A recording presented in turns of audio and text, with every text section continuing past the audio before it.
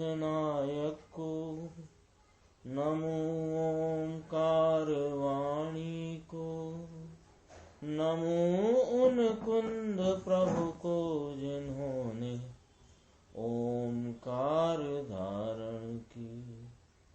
अहो उपकार जिनवर का, कुंद का दिव्य वाणी का, जिन कुंद ध्वनि दाता उन कहान स्वामी का। नमः समय साराय स्वानुभूत्या चकासते, चित स्वभावाय भावाय सर्वभावांतर। श्री समय सार जी परमागम की परिशिष्ट में आचार्य अमृतचंद्र भगवान ने जो 47 शक्तियों का अधिकार लिया है, उसमें अपनी संप्रदान शक्ति की चर्चा कल प्रारंभ की थी।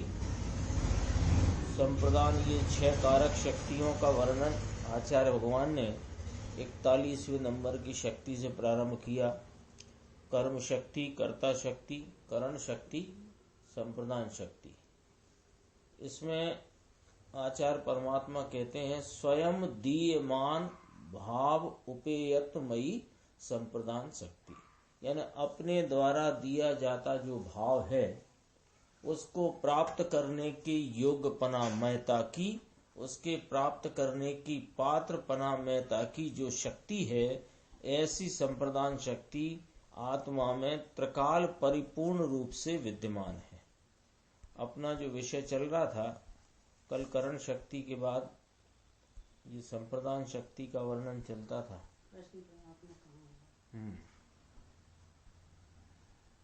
यहाँ से था आत्मा कहाँ होगा, ये एक बहुत प्रश्न आया है और यहाँ से उत्तर जो आता है अपने को विचार के लिए, निर्णय के लिए बहुत महत्वपूर्ण प्रकरण है। देखना, प्रश्न पूछा कि आत्मा कहाँ होगा, तो कहा जहां से यह प्रश्न उठता है वही आत्मा। आत्मा कहाँ होगा ऐसा प्रश्न पूछने वाला स्वयं ही आत्मा है, क्योंकि आत्मा के बिना ये प्रश्न कौन पूछेगा। आत्मा माने ज्ञान स्वरूप वस्तु, तो जहाँ ज्ञान है वही जिज्ञासा है। जहाँ ज्ञान ही नहीं वहाँ जिज्ञासा कैसी। जड़ पदार्थों में क्या जिज्ञासा, जिज्ञासा वहाँ है जहाँ ज्ञान है। तो क्या जिज्ञासा हुई कि आत्मा कहाँ होगा, तो जहाँ यह प्रश्न उठा है वहीं वह स्वयं ही आत्मा है। आत्मा की भूमिका में ही यह प्रश्न उठता है कि आत्मा कौन है, कहाँ है आत्मा। और दूसरा लॉजिक, और आत्मा कहाँ होगा ऐसा जो प्रश्न किया, उसी में यह बात आ जाती है कि प्रश्नकर्ता में उसका उत्तर समझने की शक्ति है। यदि उसका उत्तर समझने की शक्ति न हो तो प्रश्न न उठे। लॉजिक है ये। वो उसको अपने अंतरंग में जो जिज्ञासा उठी है, उस जिज्ञासा के समाधान को स्वीकार करने की भी शक्ति उसमें है। तो दो बातें आई कि प्रश्न उठा कि आत्मा कहाँ है, तो कहा जहां से प्रश्न उठा है वही आत्मा है। अरे वह स्वयं आत्मा है।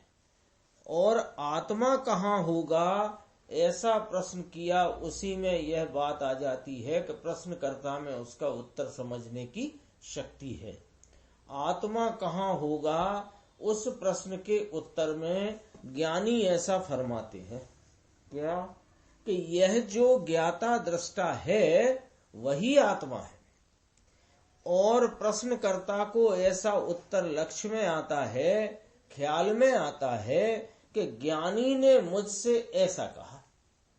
क्या एक एक चीज यहाँ लॉजिक से पकड़ाते, चर्चा चलती है, अपन जिज्ञासु है ना सब लोग हम, तो हमें जिज्ञासा हुई कि यह आत्मा की चर्चा प्रतिदिन चल रही है, वह आत्मा कौन है, वह कहाँ है, कैसे वह प्राप्त होगा, आदि इत्यादि प्रकार की जिज्ञासा आती है।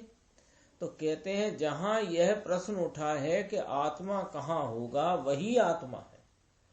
और यह बात तुम्हारे अंदर जिज्ञासा स्वरूप उपजी है, तो नियम से तुमको इसका उत्तर समझने की शक्ति है। अब देखो उत्तर देने वाले कौन है? धर्मात्मा ज्ञानी उपदेशक। वे उत्तर देते हैं कि ये जो ज्ञाता दृष्टा है, यह जो जानने वाला देखने वाला है, यह जानता हुआ देखता हुआ है, वही आत्मा है। और ऐसा जो उत्तर आया, अभी तो उत्तर लक्ष्य में लिया क्या कि कौन है, तो जवाब आया, वो जवाब लक्ष्य में लिया है।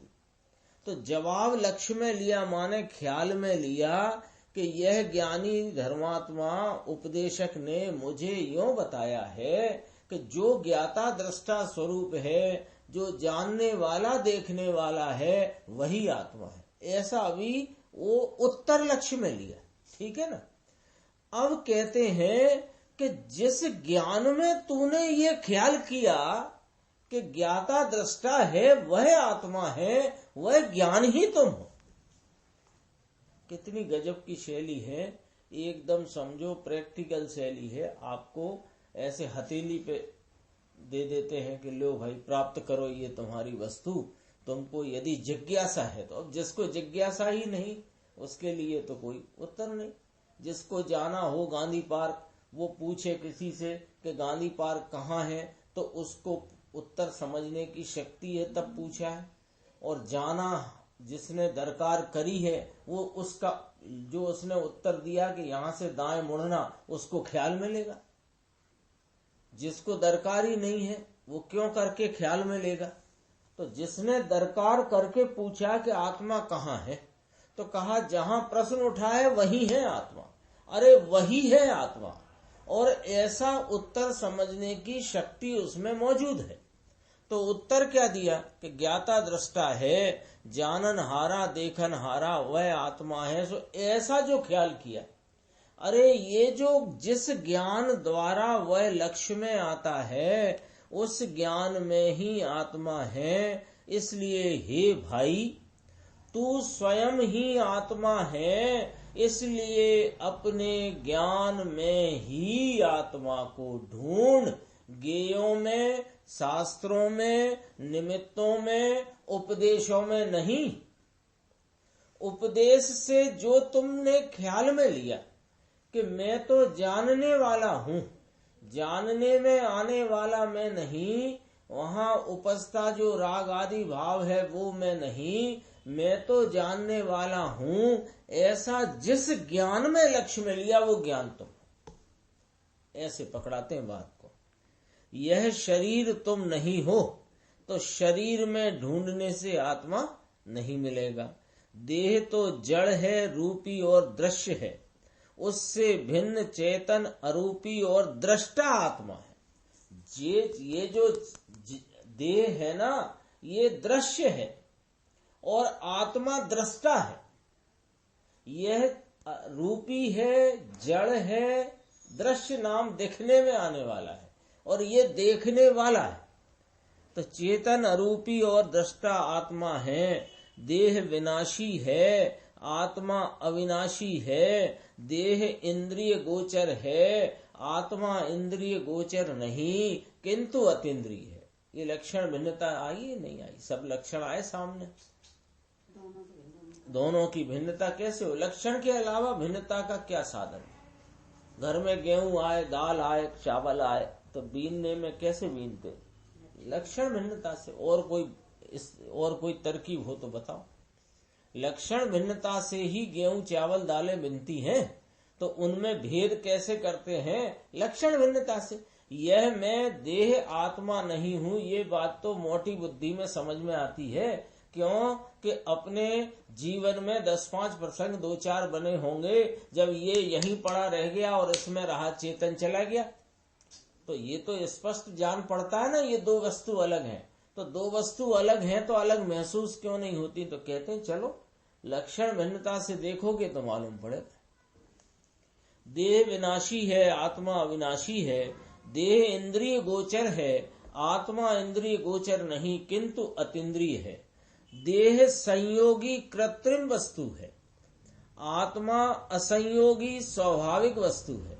कृत्रिम वस्तु है माने वह अभी कृत्रिम रूप से आत्मा के संग में है। कैसे कृत्रिम रूप से? कि यह परमाणुओं की स्कंद रूप रचना होकर के यह आत्मा के संयोग में है, इसलिए इसे कृत्रिम में डाला। और आत्मा असंयोगी स्वरूप स्वाभाविक अनादि निधन ज्यों का त्यों पदार्थ है, वह स्वाभाविक वस्तु है। कहते हैं सबको जानने वाला यह ज्ञाता मैं स्वयं ही हूँ, इस प्रकार अपने को नहीं जानता, यह आश्चर्य है। ये बड़ा आश्चर्य है कि जानने वाला जानने वाले को नहीं जानता, यह आश्चर्य है। ज्ञाता स्वयं अपने को नहीं जानता, स्वयं अपने को भूल जाता है, यह एक महान भ्रम है और इसी भ्रम के कारण संसार दुख है। एक उदाहरण लिया है, संक्षेप में अपन जल्दी से पढ़ते हैं। एक बार 10 मूर्ख एक गांव से जा रहे थे। पॉइंट याद रखना, तब ये उदाहरण में अपने को उसका मर्म निकलेगा। क्या ज्ञाता स्वयं अपने को नहीं जानता, यह आश्चर्य है। ये जगत के पदार्थों को जानता, ये तेल है, ये पानी है, ये घी है, ये लाइट है, ये भला है, ये ढीमका है, ये सब जानता हुआ जानने वाले को नहीं जानता। ये इसकी अनादि की भूल है और अपने स्वरूप के भान बिना ये पर द्रव्यों का आश्रय लेकर उनमें इष्ट अनिष्ट की कल्पना करता है। राग और मोह से ये संसार में परिभ्रमण करता है। अब देखो, कहते हैं एक बार 10 मूर्ख एक गांव से जा रहे थे। रास्ते में एक नदी आई, नदी पार करके दूसरे किनारे पहुंचे। वहां एक आदमी बोला, हम में से कोई भाई डूब तो नहीं गया? तो चलो गिनकर देख लें। ऐसा कहकर वह गिनने लगा, 1 2 3 4 5 6 7 8 और 9। तुरंत वह आदमी चौंका, अरे रे, हम में से एक आदमी डूब गया है। फिर दूसरे मूर्ख ने गिना तो भी 9 ही निकले। इस प्रकार प्रत्येक मूर्ख ने गिन लिया, फिर भी 9 के 9, क्योंकि गिनने वाला स्वयं अपने को भूल जाता था। सब लोग बड़ी चिंता में पड़ गए कि अब क्या किया जाए। वे लोग उलझन में थे। उसी समय एक बुद्धिमान आदमी उधर से निकला। उसने इन मूर्खों की उलझन समझ ली और बोला, भाइयों शांत हो जाओ, धीरज रखो, तुम में कोई नहीं डूबा है। चलो सब एक पंक्ति बनाकर एक तरफ खड़े हो जाओ। देखो, ये 1 2 3 4 5 6 7 8 9 और ये 10, तो तुम लोग पूरे 10 के 10 हो। यह जानकर मूर्खों का भ्रम दूर हो गया और उन्हें शांति हुई। फिर ध्यान आया कि अरे, हम स्वयं को गिनना भूल जाते थे, इसलिए 9 रह जाते थे। और एक आदमी खो जाने का, डूब जाने का भ्रम होता था। कहा भी है ना कि अपने को आप भूल के हैरान हो गया। उन 10 मूर्खों की भांति अज्ञानी जीव स्वयं अपने स्वरूप को भूलकर हैरान होते हैं। अपनी ज्ञान की वर्तती हुई प्रत्येक समय की अवस्था दशा में ये शरीर है, ये राग है, ये दुख है, ये कषाय है, इस प्रकार लक्ष्य में लेते हैं। किंतु मैं जानने वाला स्वयं ज्ञायक हूँ, इस प्रकार स्वयं अपने को स्वयं संवेदन से लक्ष्य में नहीं लेते। इसलिए रागादि और शरीर आदि में ही अपनत्व की भ्रांति से वे हैरान होते हैं। क्यों कि स्वयं वस्तु जो स्वयं जानन हारा, जानने का जो एक रूप प्रवाह है, जानना जानना जानना जानना, ये जानने के प्रवाह स्वरूप अपने को ज्ञाता स्वरूप तो देखता नहीं। और उस जानने की अवस्था में जो जानने में आता है तो उसी में किसी को अपना, किसी को पराया करता है। कोई मैं स्वयं हूँ, ये मैं हूँ, और ये सोफा सेट पर है, कुर्सी पर है, मैं ये शरीर में हूँ। ऐसा करके यह अपने को नहीं जानता, और अपने को नहीं जानता और शरीर आदि में अपनत्व की भ्रांति से हैरान होता है। तब ज्ञानी उसका स्वरूप दर्शाते हुए कहते हैं कि अरे जीव, तू शांत हो जा। धैर्य रख और धैर्य पूर्वक अपने अंतर में देख, तेरा स्वरूप तो राग से और देह से अत्यंत भिन्न ज्ञान और आनंद स्वरूप ही है। इस प्रकार अंतर्मुख होकर आत्मा को जानते ही भ्रम दूर हो जाता है, अनादि का मोह का भाव नष्ट हो जाता है और जीव को आनंद का अनुभव होता है। उस समय ऐसा लगता है कि अरे अभी तक मैं स्वयं के अस्तित्व को भूलकर भ्रम से दुखी हुआ। जैसे भी 10 लोग थे तो उनको जब समझ में आ गई कि हम अपने को गिनना भूल जाते थे, तो उनको ऐसा लगा कि अरे रे अभी तक हम इतनी देर से हैरान थे, अपने को गिन नहीं पाए इसलिए हैरान थे। ऐसे अज्ञानी जीव से कहा, ये राग आदि और शरीर आदि पर पदार्थ पर भाव ये तुम नहीं हो, तुम तो उनको जानने वाले, प्रत्येक समय जानने रूपता से जो परिणमित है वो तुम हो। ऐसा जब ख्याल में आया, अनादि का मोह भ्रांति टूट गई और फिर ऐसा लगा कि अरे रे अभी तक मैं स्वयं के अस्तित्व को भूलकर भ्रम से दुखी हुआ, अपने को आप भूल के हैरान हो गया। दृष्टांत में मूर्ख 10 थे और बुद्धिमान 1 था। उसी प्रकार जगत में अज्ञानी जीव अनेक हैं और ज्ञानी तो कोई विरले ही होते हैं। अज्ञानी अपने आत्मा को भूलकर पर में आत्मा ढूंढता है।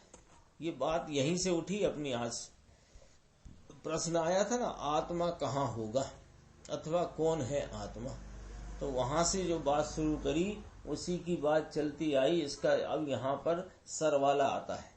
सरवाला माने इसका अब यहाँ पर सारांश आता है इस विषय का। अज्ञानी अपने आत्मा को भूलकर पर में आत्मा ढूंढता है, किंतु पर में तो आत्मा का अभाव है। यहाँ तो कहते हैं कि राग में भी आत्मा का अभाव है। रागादि रहित सम्यक दर्शनादि निर्मल पर्यायों में ही आत्मा का सद्भाव है, क्योंकि निर्मल पर्याय ही आत्मा के स्वभाव के साथ अभेद होती है। राग या शरीर के साथ आत्मा की अभेदता नहीं है। राग संप्रदान होकर आत्मा के सम्यक दर्शनादि को धारण कर रखे अथवा आत्मा संप्रदान होकर राग को धारण कर रखे, ऐसा नहीं है। उसी प्रकार आत्मा संप्रदान होकर शरीर को धारण कर रखे या शरीर संप्रदान होकर, संप्रदान माने धारण करने की शक्ति वाली बात, तो शरीर संप्रदान होकर आत्मा को धारण कर रखे, ऐसा भी नहीं है। आत्मा संप्रदान होकर अपनी निर्मल पर्याय को धारण करके रखता है, यानी अपने निर्मल पर्याय जो दीयमान भाव है, अपने स्वरूप के आलम्बन से, अपने स्वरूप से अभेद होकर बरतती हुई जो निर्मल परिणाम है, वह परिणाम देने वाला आत्मा और उसको लेने की शक्ति, संप्रदान शक्ति भी आत्मा में ही है।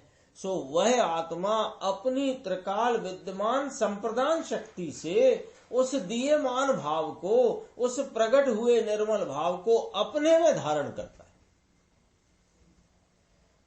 उसी ये ऐसे आत्मा को समझे बिना सुख नहीं होता। ऐसे आत्म स्वभाव को समझना ही जन्म मरण के दुखों से छूटकर सुखी होने का उपाय है। ज्ञानियों ने अंतर का अचिंत्य मार्ग प्रकट किया है कि अहो संतों ने मुक्ति का मार्ग सुगम कर दिया है, संतों की बलिहारी है।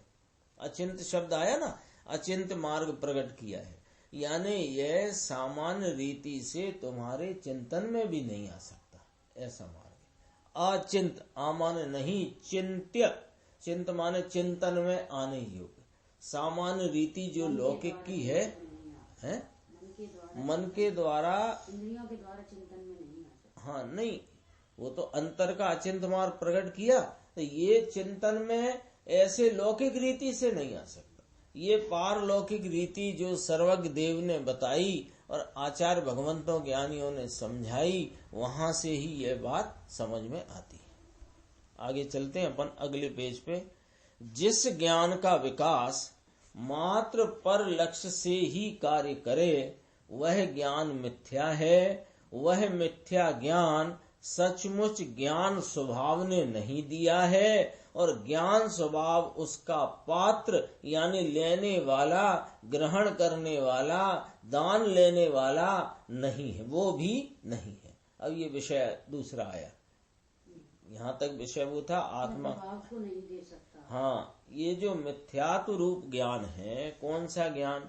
जो ज्ञान का वर्तमान विकास परलक्ष्यता, मात्र परलक्ष्यता में ही कार्य करे, स्वयं के लक्ष्य में कभी वह वर्तता ही नहीं, स्वयं का संचेतन जिसको चलता नहीं, वह ज्ञान मिथ्या है। सो यह मिथ्या ज्ञान सचमुच ज्ञान स्वभाव ने नहीं दिया है, क्योंकि ज्ञान स्वभाव का ये कार्य नहीं।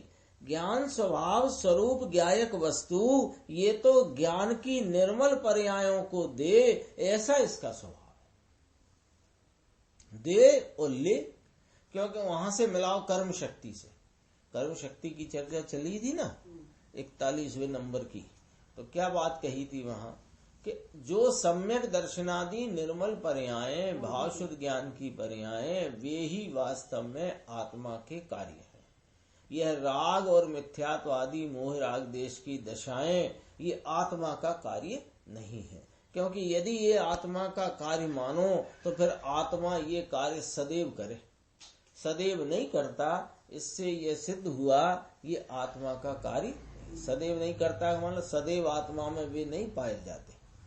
अब देखो कहा कि जो स्वयं ज्ञेय को ग्रहण करके केवल ज्ञानादि रूप से परिणमित हो वह सम्यक ज्ञान है। ऐसा ज्ञान देने और उसी को लेने का आत्मा के ज्ञान गुण का स्वभाव है। ये संप्रदान शक्ति हुई। राग आदि को उत्पन्न होते हुए राग आदि को आत्मा ग्रहण करे ऐसी शक्ति आत्मा में नहीं, और उत्पन्न होते हुए अपने निर्मल भाव को ही प्राप्त करे ऐसी शक्ति आत्मा में त्रिकाल है। वाणी तो जड़ है, उस वाणी द्वारा ज्ञान नहीं दिया जाता और न ज्ञान उसे लेता है, तथा उस वाणी की ओर के विकल्प द्वारा भी ज्ञान नहीं दिया जाता, न ज्ञान उसे लेता है, न ज्ञान उस विकल्प को लेता है।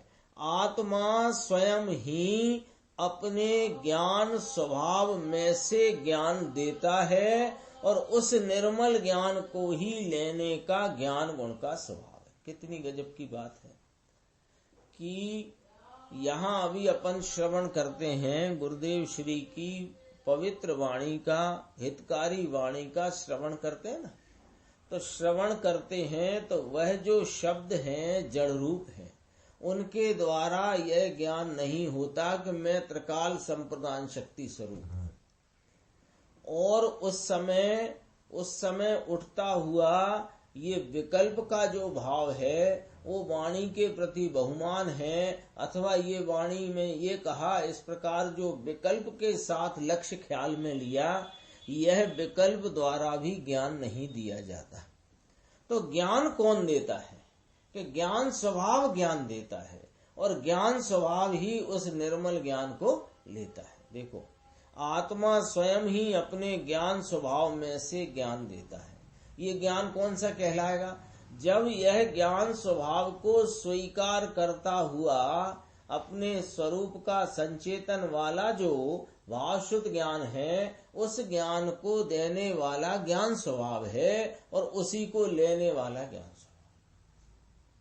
ये जो परलक्षी, तो परलक्षी माने वो जिसका जो ज्ञेय है उससे ज्ञान नहीं, वो ज्ञान देता नहीं, उसे ये ज्ञान स्वभाव लेता नहीं।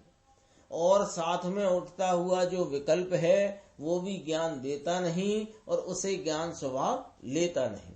ज्ञान स्वभाव तो अपने स्वभाव में से ज्ञान देता है, उस निर्मल ज्ञान को ही लेने का ज्ञान गुण का स्वभाव है। इसके अतिरिक्त अज्ञान के साथ ज्ञान स्वभाव का कुछ भी लेन देन नहीं। लेन देन चल रहा है ना, ये देने वाला लेने वाला। तो अज्ञान रूप भाव कौन सा?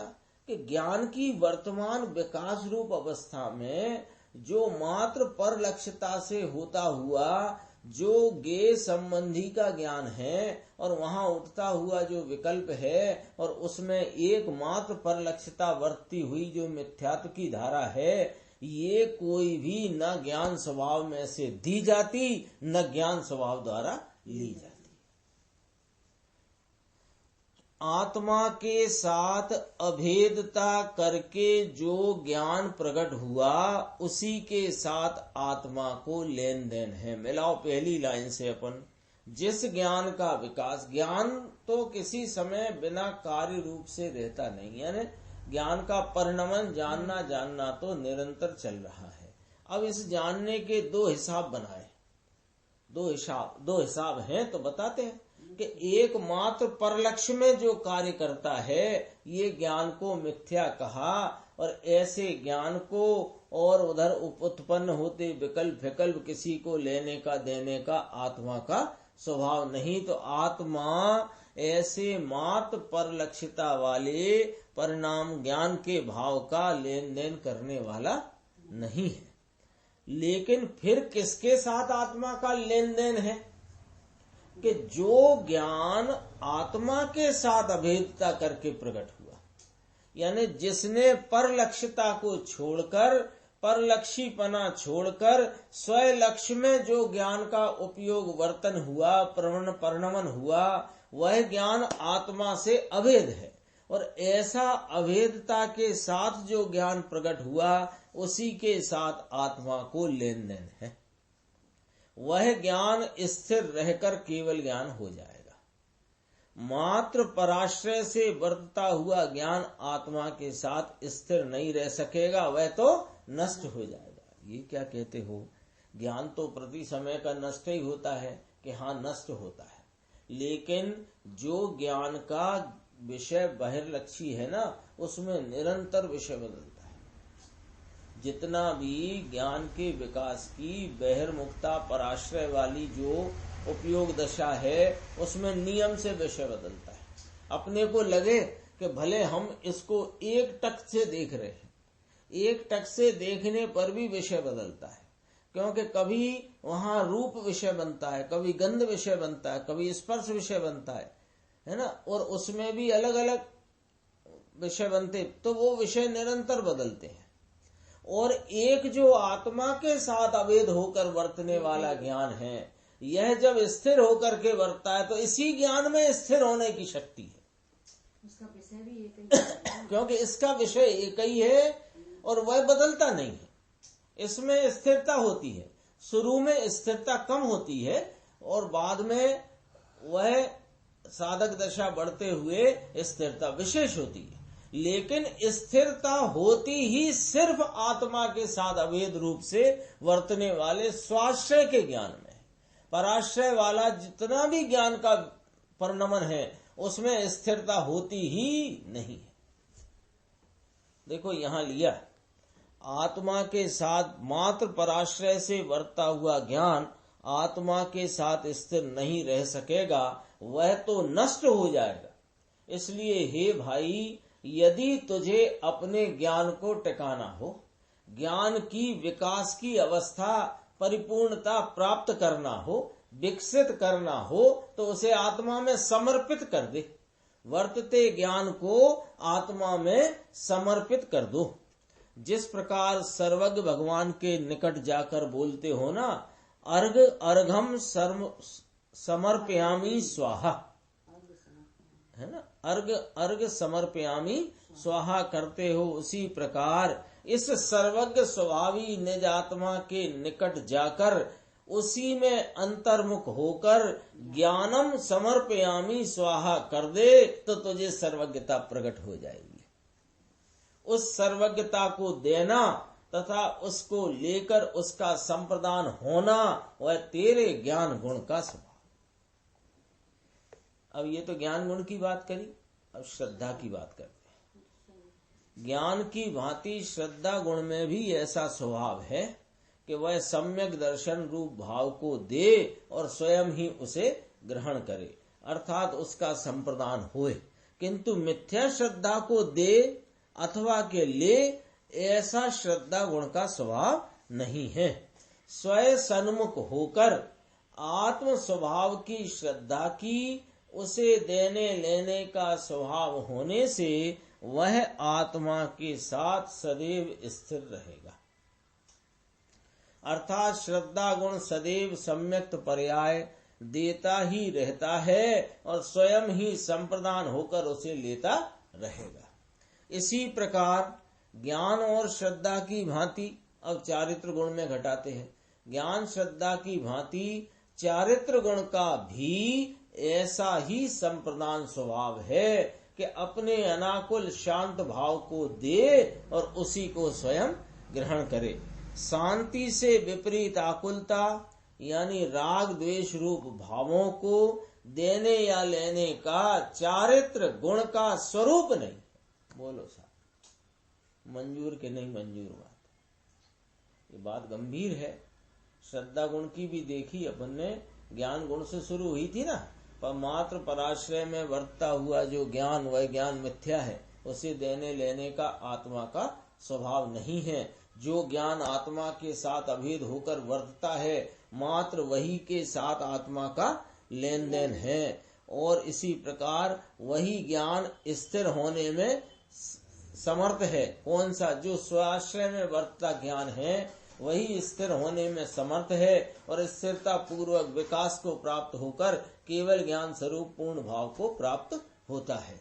ऐसे ही श्रद्धा गुण का ऐसा स्वरूप है कि मिथ्या श्रद्धा को लेने देने का आत्मा का स्वभाव ही नहीं। सम्यक श्रद्धा रूप जो परिणमन है उसका ऐसा आत्मा का स्वभाव है कि उसे लेता रहे और सम्यक पर्याय, सम्यक दर्शन की पर्याय देता रहे।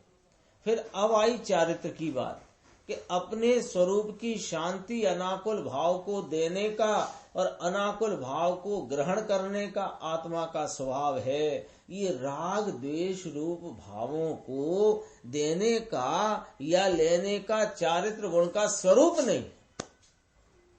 मंद कषाय का भाव, तीव्र कषाय का भाव, किसी भाव को लेने देने का आत्मा का स्वरूप नहीं। वे रागादि भाव आत्मा के साथ अभेद होकर स्थिर नहीं रहते, पलटते ही रहते। और शांत अरागी भाव तो आत्मा में लीनता करके टिकता है। और आगे कहते हैं, आगे से पुनश्च आनंद का भी ऐसा ही स्वभाव है कि स्वयं अपने को आनंद दे तथा स्वयं ही संप्रदान होकर उसे ले। किंतु पर वस्तु में से आनंद ले, ऐसा आनंद गुण का स्वरूप ही नहीं। और आनंद गुण का ऐसा स्वरूप भी नहीं है कि वह दुख को दे और दुख को ले। आनंद गुण तो आनंद को ले और आनंद को दे। दुख का संप्रदान होना उसका स्वभाव ही नहीं। इन ज्ञान, श्रद्धा, चारित्र और आनंद की भांति पुरुषार्थ आदि समस्त गुणों में समझ लेना चाहिए। लगा सकते हैं अपन सब में, कोई किसी का पूर्ण। ये जो पुरुषार्थ बहिर्मुखता में लगती हुई जो वीर का ढलान है, यह को इस भाव को ले अथवा दे, ऐसा आत्मा का, इसके पुरुषार्थ गुण का स्वभाव ही नहीं। अपने स्वरूप की लीनता की उग्रता वाला जो पुरुषार्थ है उसी को दे और उसी को ले, ऐसा आत्मा का स्वभाव है। इसी पर से ये पैराग्राफ आया कि अहो मैं ही दाता होकर अपने आत्मा को सदैव आनंद देता ही रहूं तथा मैं ही संप्रदान होकर सदैव आनंद लेता ही रहूं, ऐसा मेरा स्वभाव है। इस प्रकार जहाँ श्रद्धा हुई वहाँ अपने स्वभाव के आनंद का वेदन हुआ और बाह्य में कहीं भी आनंद की किंचित मात्र कल्पना न रही। स्वयं ही दाता होकर अपने को आनंद दिया और स्वयं ही पात्र होकर अपना आनंद लिया। ये पात्र और दाता क्या चल रहा है कि वो अपन ने कल पढ़ा था, 3-4 चीजें। हाँ, वो दान दाता विधि वो अपन ने कल पढ़ा था। कुम्हार ने घड़ा बनाकर राजा को दिया, तो राजा उस घड़े का पात्र है और कर्म घड़ा है, कर्ता कुम्हार है, और कुम्हार करता है, कुम्हार ही दाता है, देने वाला वही। तो वो तो हुई भेद कारक से समझने की बात। यहाँ तो आत्मा ही अपनी निर्मल पर्याय वे उसका कार्य है। आत्मा स्वयं उन निर्मल परिणाम रूप परिणमित होता होने से करता है। आत्मा ही उन निर्मल परिणाम को देने वाला है और आत्मा ही उन निर्मल परिणाम को लेने वाला है। स्वयं ही दाता होकर अपने को आनंद दिया और स्वयं ही पात्र होकर अपना आनंद लिया, इसलिए वह आनंद सदैव बना ही रहेगा। अर्थात आत्मा सदैव अपने को आनंद देता ही रहेगा और स्वयं लेता ही रहेगा। इसलिए हे जीव, यदि तुझे आनंद की आवश्यकता हो तो आनंद दाता ऐसे अपने आत्मा के ही निकट जाओ, वहीं से तुझे आनंद की प्राप्ति होगी। इसके अतिरिक्त जगत में तुझे कहीं से आनंद प्राप्त नहीं हो सकता। आगे चलते हैं थोड़ा सा अपन। ये जो 4 बातें आप कह रहे वो आ गई, देखो 4 बिंदुओं की है ना, 1 2 3 4। यहाँ देखो, पात्र को दान देना चाहिए। संप्रदान की बात चलती है, संप्रदान माने दान देना। तो इसमें 4 चीजें आई थी, दाता, पात्र, दान की वस्तु और दान की विधि। 4 बातें यहाँ कहेंगे। पात्र को दान देना चाहिए, तो पात्र कौन है जगत में कि मैं आत्मा स्वयं ही अपना सुख लेने को पात्र हूँ। दाता है कोई कि हाँ, अनंत शक्ति संपन्न मैं स्वयं ही दाता हूँ। अब दाता दान में क्या देगा, तो वो वस्तु क्या दान की कि मेरा आत्मा दाता होकर ज्ञान दर्शन आनंद रूप निर्मल पर्यायों का दान देगा। और किस विधि से दान देगा कि अपने से ही देगा, यानी अपने स्वरूप में, स्वयं अपने स्वरूप में एकाग्र रहकर स्वरूप भंडार में से ही निर्मल पर्याय निकाल निकाल कर उनका दान देगा। कहां से निकलेंगी पर्याय कि अपने स्वरूप भंडार में से ही निकलेंगी। कैसे कि स्वरूप की एकाग्रता के द्वारा। दान देने का अवसर आने पर दाता छिपता नहीं। जो दाता हो लौकिक में, वो दान देने का अवसर हो तो मुंह नहीं छुपाता है। उसी प्रकार हे जीव, तेरे लिए ये दान का अवसर आया है, उसे तू मत चूकना। तू स्वयं पात्र होकर तथा स्वयं ही दाता होकर ज्ञान दर्शन आनंद की निर्मल पर्यायों का दान अंतर में एकाग्र होकर दे और संप्रदान होकर तू ही उसका दान ले। अनंत शक्ति से परिपूर्ण चैतन्य स्वभाव जैसा महान दाता मिला है, तो अब उसकी सेवा कर। सेवा कर माने उसकी श्रद्धा और एकाग्रता करके परमात्म दशा का दान मांगेगा तो तुझे अपनी परमात्म दशा का दान अवश्य मिल जाएगा। वह परमात्म दशा लेकर उसका संप्रदान होना, वह भी तेरा स्वभाव है। अपने स्वभाव को साध कर मैं परमात्मा हूँ ऐसी भावना के बदले मैं समझकर फिर दूसरों को समझा दूं, इस प्रकार दूसरों को समझाने के अभिप्राय से समझना चाहता है, वह पर को अपनी समझ का संप्रदान मानता है। इसलिए वह अंतर्मुख होकर अपने स्वभाव को नहीं साध सकता। ये आचार्य पूज्यपाद स्वामी ने कहा है, उसमें समाधि तंत्र में या इष्टोपदेश में, याद नहीं है कौन सा ग्रंथ है, कि यह मेरा पागलपना है कि मैं, यह उन्मत्तता है। उन्मत्तता है कि मैं, इष्टोपदेश में उन्मत्तता है कि मैं यह बात सामने वाले जीव को समझा दूं। यह मैं जानता हूँ कि मेरे समझाने से वह समझ नहीं सकता, क्योंकि वह उसका मैं दान उसे दे नहीं सकता और वह उसे ले नहीं सकता। फिर भी मुझे ऐसा जो विकल्प उठता है वह मेरा उन्मत्तपना है। तो देखो, पर को अपनी समझ का संप्रदान मानता है, इसलिए अंतर्मुख होकर अपने स्वभाव को नहीं साध सकता। ये तो बात करी है अज्ञानी की। और जो आत्मार्थी हैं वे तो अपने अपने हित के लिए ही समझना चाहते हैं कि अहो अनंत काल में बड़ी कठिनाई से प्राप्त हो, वो ऐसा यह अवसर आया है और उसमें गुरु गम से सत स्वभाव का श्रवण मिलना तो महान दुर्लभ है। ऐसे अवसर में अपूर्व भाव से श्रवण, अपूर्व भाव से ग्रहण तथा धारण करके स्वभाव में प्रवेश करने की यह बात है, वही करने योग्य है। इसके सिवाय सब तो घूरा खोदने के समान व्यर्थ है। क्या कहते हैं?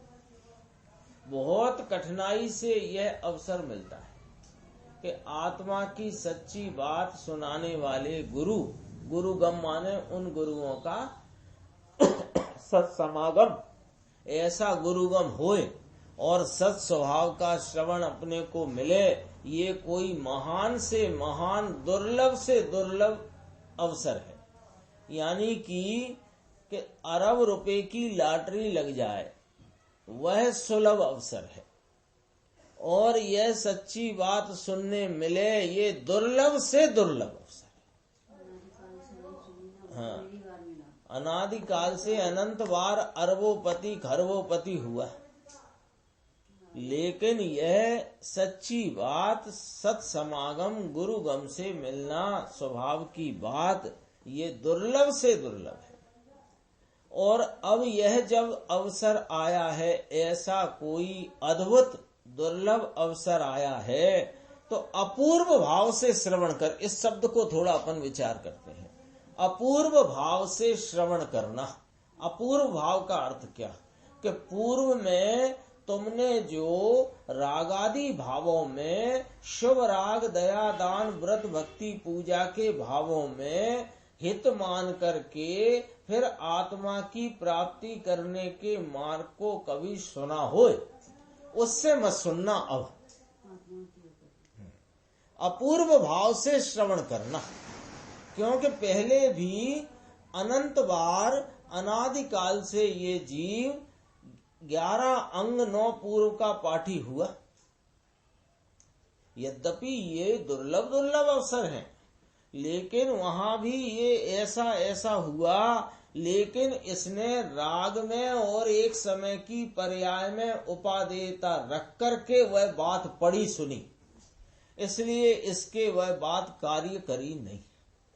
अब क्या करना कि भाई ये कोई अवसर बहुत दुर्लभ आया है, इस अवसर में अपूर्व भाव से श्रवण करना, यानी पूर्व में जो तुम्हारी रागादि की उपादेयता की बुद्धि है उसको जरा एक तरफ गठान बांध के छोड़ दो, और यहाँ पर बिल्कुल निष्पक्ष भाव से यहाँ जिनवाणी की बात को सुनो, और उसमें क्या उसका अभिप्राय निकलता है उसको ग्रहण करो, और ग्रहण करके धारण करो, धारण करके उसको बराबर निर्णय में यथानुरूप जैसा है वैसा निर्णय में लियो, और उसका उस यथार्थ निर्णय का अनुसरण करके स्वभाव में प्रवेश करने की काम करना है। अब की बार चूकना थोड़ी है अपने को कि अनादिकाल से चूकते चूकते आए, अब की भी चूकेंगे तो कोई बात नहीं, पहले भी तो चूके थे, फिर जब होना होगी सो हो जाएगा। कि ये वो अवसर नहीं है, ये कोई अद्भुत अवसर है, अभी ये चूकने वाला नहीं है, वही करने योग्य है। इसके नीचे क्या लिखा? इसके सिवाय और सब तो, यानी तू इस आत्मा को जाने बिना, इस आत्मा को पहचाने बिना चाहे जितने व्रत उपवास शरीर को सुखा डाल, ये घूरा खोदने जैसा। घूरा खोद के क्या मिलता है? वो घूरे लगे रहते हैं ना गांव में, और घूरे में वो सुअर वुअर घुस जाते हैं, खोदते रहते हैं, क्या मिलता है? कुछ नहीं। कभी कभी गाय उसमें सींग मारती है, धूला उड़ती है, और तो कुछ निकलता नहीं। ऐसा ये घूरा खोदने के समान व्यर्थ है। अपन थोड़ा इसमें आगे चलते हैं। पात्र की बात है आगे। जिस प्रकार उत्तम वस्तु रखने का पात्र भी उत्तम होता है। ये बात बहुत चलती है उदाहरण की। इस उदाहरण को बराबर समझना। गुरुदेव श्री किस प्रकार घटाते हैं।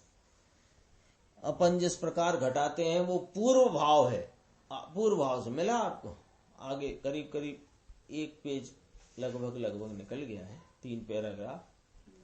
जिस प्रकार उत्तम वस्तु रखने का पात्र भी उत्तम होता है, सिंगनी का दूध स्वर्ण पात्र में ही रहता है, उसी प्रकार जगत में महान उत्तम ऐसा जो अतीन्द्रिय आनंद, उसका पात्र भी उत्तम ही है।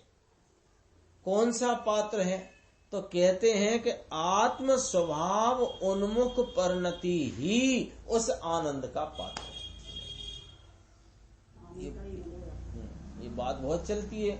ये उदाहरण बहुत प्रसिद्ध है।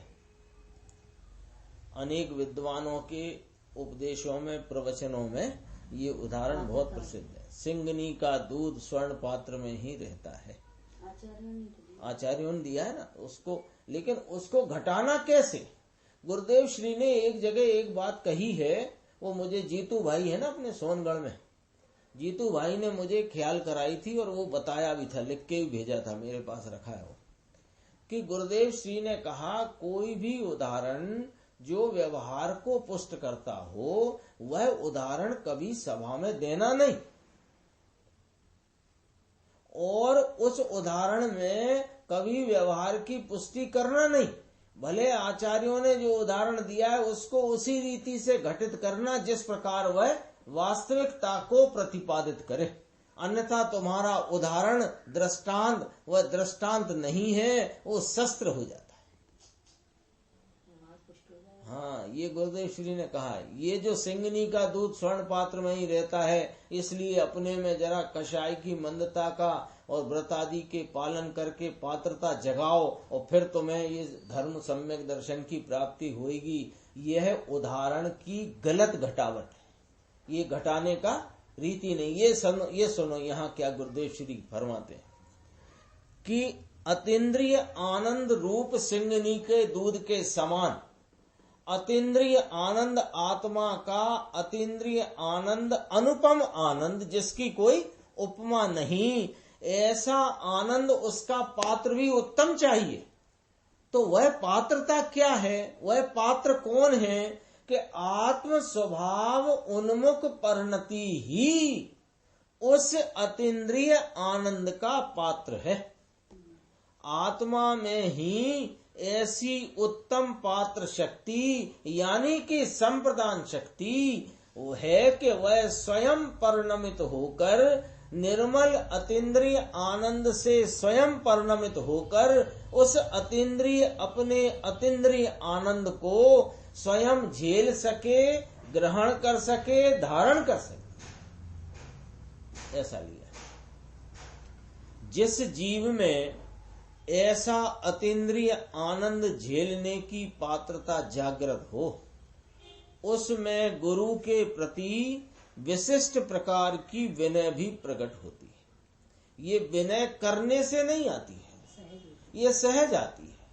कि भूखे व्यक्ति को 4 दिन से भूखा हो और कोई उसे बिठा करके दाल रोटी थोड़ा कुछ भोजन कराए, और भोजन करा के कहे चलो भैया पेट भर गया आपका, तो उसे उसके प्रति विनय लाने के लिए कौन सा अंदर में कार्यक्रम तैयार करना पड़ता है। जिस 4 दिन का भूखा था तो किसी ने उसकी भूख पहचान ली और उसे बुलाया, बिठाया, भैया यहाँ बैठ जाओ, मैं तुम्हें भोजन देता हूँ जो मेरे पास है। उसने अपने भोजन रसोई में से भोजन कराया और फिर पूछा ठीक है पेट भर गया। तो अब उस व्यक्ति के जिसने भोजन किया 4 दिन उपरांत, उसे वो भोजन दाता के प्रति कौन वो बहुमान और विनय आने के लिए अंदर कौन सा कार्यक्रम तैयार करना पड़ेगा? सहज आ जाता है। ऐसे ही ये अनादिकाल से दुख और आकुलता की एकांत परेशानी हैरानी में भटकते जीव को जब ज्ञानी धर्मात्मा मुनिराज ने, गुरु भगवंतों ने जब यह बताया कि तेरे आनंद का दाता तो तू स्वयं ही है, उस आनंद को देने वाला और उस आनंद को लेने वाला तू स्वयं है, तो ऐसा जानकर अपने अंतरंग में स्वरूप का सन्मुखता वाला जो परिणाम होकर अतीन्द्रिय आनंद को दिया और अतीन्द्रिय आनंद को लिया, तो उसकी ऐसी पात्रता जागृत हुई है, उसमें गुरु के प्रति विशिष्ट प्रकार की विनय भी प्रकट होती है। ज्ञानी को गुरु के प्रति अंदर से जैसा बहुमान आता है आएगा, वैसा अज्ञानी को नहीं आ सकता। यद्यपि निश्चय से गुरु अपने आत्मा में से ज्ञान या आनंद निकालकर कोई शिष्य को नहीं दे देते, और शिष्य का आत्मा कहीं अपने ज्ञान या आनंद गुरु के पास से नहीं लेता, गुरु देते हैं और पात्र शिष्य लेता है, यह बात तो व्यवहार की है। तथापि श्री गुरु के उपदेश द्वारा आत्म स्वभाव समझकर जहाँ शिष्य को अपूर्व आनंद की प्राप्ति हुई, वहाँ रोम रोम में गुरु के प्रति अपार विनय से उसका आत्मा उछल पड़ता है। निश्चय प्रकट होने से उसका व्यवहार भी लोकोत्तर बन जाता है। वास्तव में तो पहले के व्यवहार को व्यवहार कहने का कोई रिवाज सिस्टम नहीं है, लेकिन व्यवहार से भी बहुत उपचार से इसे व्यवहार कहने की एक पद्धति है। उस व्यवहार को भी कोई नाम नहीं होने पर भी कहते हैं, लेकिन वह भी लोकोत्तर हो गया अब। क्यों? निश्चय प्रकट होने से। पामर ये और श्री गुरु के अनंत उपकार को व्यक्त करते हुए कहता है कि अहो प्रभो, आपने ही इस पामर को आनंद का दान दिया है। यह जानता है कि आनंद दाता मैं स्वयं और आनंद ग्रहीता भी मैं स्वयं हूँ, लेकिन अंतरंग में ऐसा बहुमान का उछाला विकल्प रूप आता है कि कहता है कि अहो प्रभो, हे गुरु भगवंत, आपने ही इस पामर को आनंद का दान दिया है। मैं अपने आनंद को भूलकर अनंत संसार में भटक रहा था, उससे छुड़ाकर आपने ही मुझे आनंद प्रदान किया। घोर भव भ्रमण से आपने ही मुझे बचाया। हे नाथ, आपके अनंत उपकार का बदला हम कैसे दें। इस प्रकार अपार विनय पूर्वक गुरु के चरणों में अर्पित हो जाता है। निश्चय से साधक दशा में देव गुरु के प्रति ऐसा विनय आदि का व्यवहार सहज ही होता है। यदि आत्मा में से ऐसी विनय नहीं आए तो उस जीव को निश्चय का परिणमन भी नहीं हुआ है, ऐसा समझना चाहिए। गुरु से ज्ञान नहीं होता ऐसा कहकर जो गुरु की विनय छोड़ देता है वह महान स्वच्छंदी है। क्योंकि गुरु के प्रति की विनय कैसे आती है कि गुरु से ज्ञान नहीं होता यह जानने पर जहाँ से ज्ञान होता है उसका आश्रय ले और उसका आश्रय लेकर ज्ञान आनंद प्रकट करे तो गुरु की विनय आए बिना रहती नहीं। उसमें अभी आनंद को झेलने की पात्रता जागृत नहीं हुई। अहो, यह तो निश्चय व्यवहार की संधि सहित अचिंत लोकोत्तर मार्ग है। साधक दशा क्या वस्तु है उसकी लोगों को खबर नहीं है।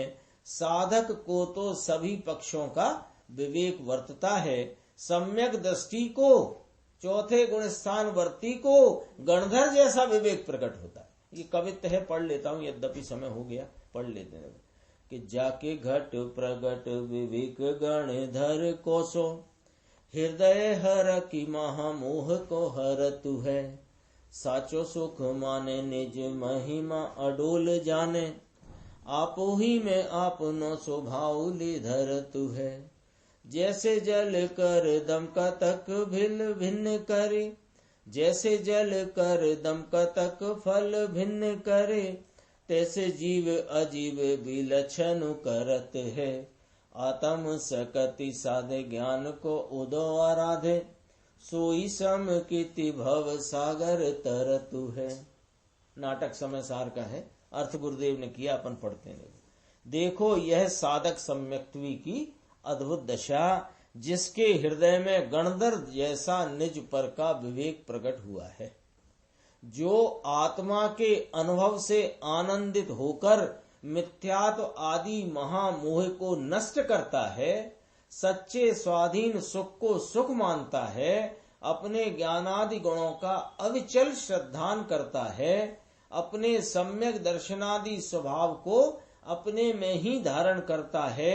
ये लाइन मुख्य है, देखो जैसे जल करदम कतक फल भिन्न करे, जिस प्रकार कतक फल माने अभी अपन फिटकरी बोलते हैं, हाँ निर्मली औषधि जो है, जिस प्रकार कतक फल जल और कीचड़ को पृथक कर देता है, उसी प्रकार जो जीव और अजीव को विलक्षण माने विरुद्ध लक्षण वाले जानकर पृथक करता है, जो आत्म शक्ति को साधता है और ज्ञान के उदय की नाम केवल ज्ञान की आराधना करता है, ऐसा सम्यक्त्वी जीव भव सागर से पार होता है। इसमें आगे चर्चा और है, वो अपन अगली स्वाध्याय में लेंगे।